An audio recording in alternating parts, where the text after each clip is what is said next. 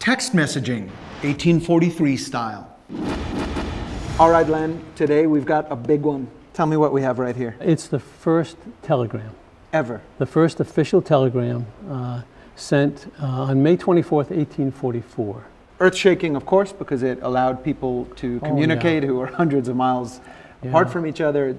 It's hard to overstate how important this was. Well, you know, with hindsight, we can realize that this started the telecommunications revolution. To get a message from A to B, you had to physically take it there. You had to walk it, run it, get on a horse, a boat. Or be in visual sightline, I guess. Well, yeah. But on this day, May 24, Samuel F.B. Morse has a battery and a little key.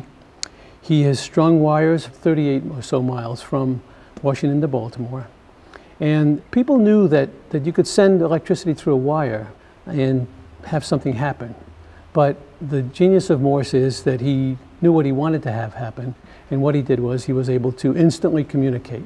He could send a message from here to there instantly. By having the patterns and pulses of the signal. A telegraph is two things. You have to be able to send the message through a wire, a single wire, send electricity from here to there, and just on off basically. But then you have to, what is the message? You know? Yeah. Is the message beep?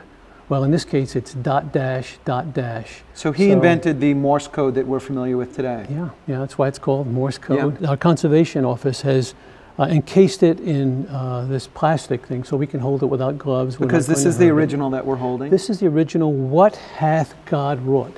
That was the first message that was sent. So the message itself was transmitted via these impressions in the paper. Exactly. And then afterwards, the actual letters, which are recognizable to our eye, were added in ink below the impression. Is that correct? Exactly. He was a very religious man. Hence the phrase, what hath God wrought? And there is a question mark at the end, if you'll notice there. Now, Morse knew that this was an historic document. He embellished it with, first of all, writing the alphabetical letter underneath each dots or dash. And then across the top, he wrote in his own hand here, this sentence was written from Washington by me at the Baltimore terminus at 8:45 a.m.